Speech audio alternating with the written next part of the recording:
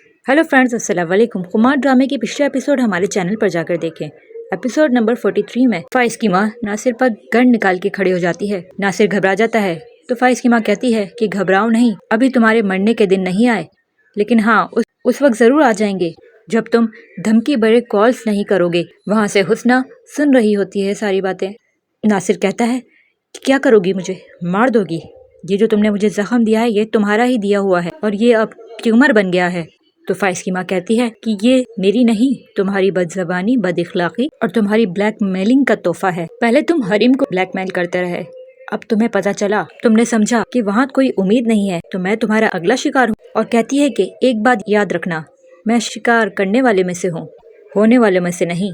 फिर नासिर उसे बताता है कि मैं क्या करूँ, शादी के अखराजात इतने हो गए और अब ये इतना महंगा ऑपरेशन कहाँ से कराऊं। तो फाइज की माँ कहती है कि खाला लगती हूँ मैं तुम्हारी, तुम्हारा मुंह और तुम्हारी जेब पैसों से भर दूं। और कहती है कि अब फूटी कौड़ी नहीं है मेरे पास, और कहती है कि कुछ नहीं है मेरे पास, मैं सिर्फ ये कहने के लिए आई हूँ कि अपनी नीच हरकतों से बाज आ जाओ। वहाँ पर हरीम जहाँ पे डेकोरेशन कर रही होती है, वहाँ पर लाइबा का मंगेतर वक्कास मिलता है और लाइबा के बारे में पूछता है और कहता है कि वो लोग काफी क्राइसिस में है, अब कैसी है लाइबा, इसके बारे में पूछता है। हरीम कहती है आप क्यों पूछना चाह रहे हैं, और कहती है कि आप तो एक ऐन मौके पर डूबती नाव से छलांग लगाकर बाहिफाजत किनारे जा लगे थे। और कहती है कि काश मर्द बनकर आपने जज्बात के साथ काम लिया होता, उन जज्बात की कदर की होती आपने।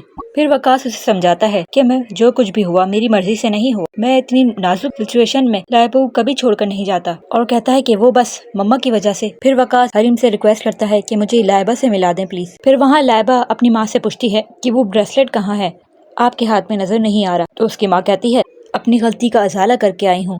तो लाइबा कहती है उस नासिर के लिए आपने अपनी इतना कीमती ब्रेसलेट दे दिया जो आपको डैडी ने एनिवर्सरी गिफ्ट दिया था। फिर उसकी माँ कहती है कि तुम मेरा साथ तो दे सकती हो ना। तो लाइबा उसे कहती है ये सब जो आपने किया है वो आपके गुरूर का नतीजा है जिसने हमारी जिंदगियां बर्बाद करके रख दी हैं।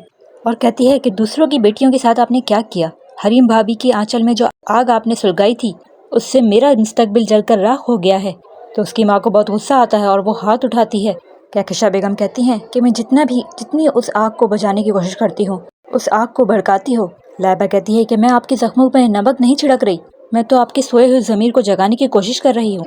फिर वहाँ लाइबा के पास फाइज का फोन आता है और वो लोकेशन का पूछता है कि तुम लोग कहाँ पर हो, मुझे लोकेशन भेजो, मैं आ रहा हूँ।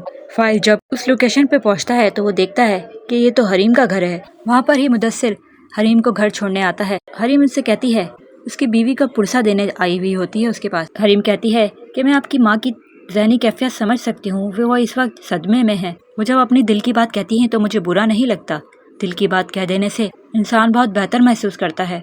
वो मुदस्सिर की माँ की बात कर रही होती है। वहाँ से फाइज सारी बातें सुन रहा होता है।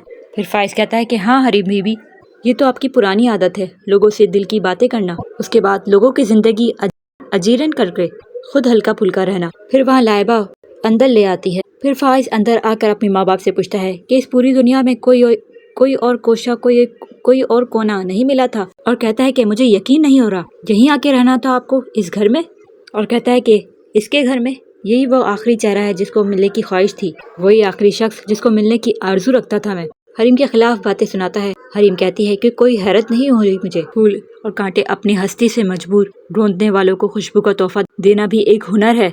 हरीम भी बहुत कुछ उसे कहती है और फाइज भी उससे बदतमीजी भी करता है। हरीम कहती है कि बेवकूफ़ और कमअकल तो थे ही आप, अब बदतमीज भी हो गए हैं। और कहती है कि लेकिन याद रहे, ये आपका शानदार महल नहीं है जो आपके गंदे गलीज इल्जामों का बोझ सहकर मुस्कुराता रहेगा, मेरा घर है। और कहती है कि मेरी पाकीज़गी और तकद्दुस का गवाह। फिर हरीम का बाप उसे कहता है कि तुम्हारी हिम्मत कैसे हुई मेरी बेटी पे इल्ज़ाम लगाने की। तो फाइज कहता है आपकी बेटी क्या शरीक हयात। तो हरीम का बाप कहता है कि आज़ाद करो मेरी बेटी को, और कहता है कि जाओ अपने घर वालों को लेकर यहाँ से। फिर फाइज की माँ कहती है कि ये लोग ठीक कह रहे हैं। कहती है कि अगर हरीम ने अपनी ज़िंदगी के लिए फ़ैसला कर ही लिया है, इसे बांध के रखने का हम हक रखते हैं, ना ही हमें ज़रूरत है। जो ये चाहते हैं वो कर दो, कागजात बाद में भिजा देंगे। वहाँ से फाइज का बाप और लाइबा रोकने की कोशिश करते हैं कि नहीं भाई, कुछ भी करने से पहले ये ज़रूर सोच लीजिएगा कि इन लोग ने हमारा बहुत साथ दिया है हमारे बुरे वक्त में।